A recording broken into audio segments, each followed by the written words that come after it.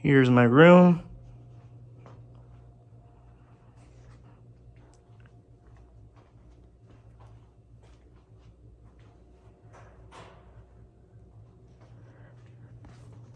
All right, I'll show you my note cards.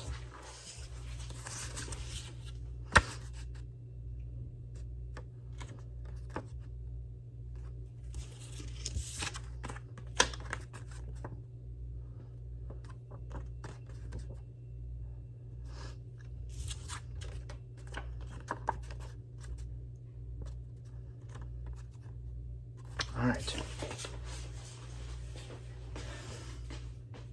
Now, you've probably heard this song.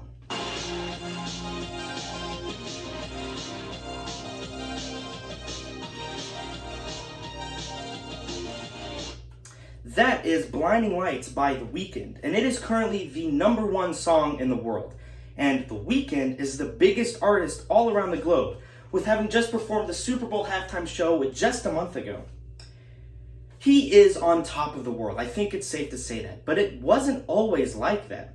Just 10 years ago, he was homeless. So today we'll be recounting the story of Abel Tesfaye, better known as The Weeknd, and how he went from being homeless to being on top of the world. Let's start things off with Abel's life before The Weeknd. He was born on February 16th, 1990 in Toronto, Canada. And according to ABC News, both of his parents are Ethiopian, and they split up when he was at a very young age. Because of this, he lived with his grandmother and mother and had a pretty difficult life growing up. He learned to speak the language Amharic, which he mostly just spoke around his parents. But because of the fact that his parents split up, he barely ever saw his father, aside from a couple occasions here and there. At a young age, he had an interest in singing and had a naturally talented voice. But the issue is that he had a battle with drugs and sobriety, and because of this battle, he was evicted from his apartment at the age of 17, and he was wandering the streets of Toronto. Because of this, he would spend nights at random people's houses just trying to find a place to crash for the night. Abel was in a very tough spot and wanted to pursue music as a way of therapy and to get himself out of this rut. In 2010, he began producing with Jeremy Rose and put out 3 mixtapes online anonymously as The Weeknd. His first 3 mixtapes were Thursday, House of Balloons, and Echoes of Silence. He started getting traction online, specifically from somebody named Drake. Drake and The Weeknd became very good friends, and they started collaborating on a lot of music, including Drake's 2011 album called Take Care and some of The Weeknd's very early music.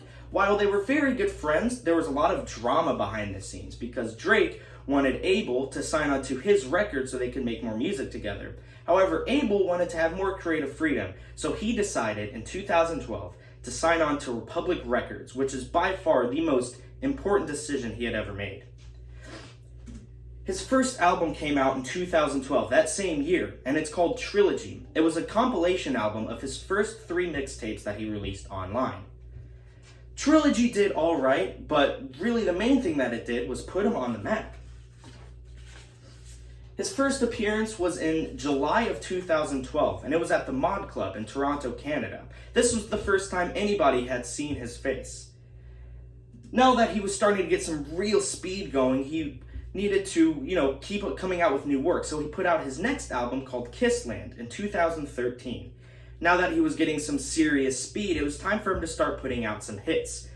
In 2015, he put out the single Can't Feel My Face, which was a part of the parent album Beauty Behind the Madness. Now this song and album in particular became his first smash hit. Everybody heard it on the radio. It was a big deal. According to a Culture Hub article, it landed in the Billboard Hot 100 that year. The next year, in 2016, The Weeknd put out his next album titled Starboy. This album featured people like Daft Punk, Kendrick Lamar, and Lana Del Rey. He was really sinking his feet into the music industry. In 2018, he put out his EP, My Dear Melancholy, which came out with another hit called Call Out My Name. That same year, he collaborated with Kendrick again for the Black Panther movie soundtrack. In late 2019, he began his biggest project yet. He released 2 singles called Heartless and Blinding Lights, the song that I showed you at the beginning of the presentation. The parent album for these 2 songs released a few months later in March of 2020, and the album was titled After Hours. This album completely exploded across charts. It was the #1 album. Blinding Lights became a classic, and everyone was saved from COVID because this album came out 1 week after the pandemic began, and everybody was listening to it. Blinding Lights was just going all across the world. It won multiple awards. It got him a spot at the 55 Super Bowl halftime show. In conclusion, The Weeknd's story is one of hardships, but it's also one of being an underdog. He rose to the occasion and he really got some good work done. Fast forward 10 years, he's the biggest artist on the planet, and After Hours, releasing just a week after the pandemic, really cemented him as 2020's Artist of the Year. And I think it's safe to say he deserves that title. Thanks, guys.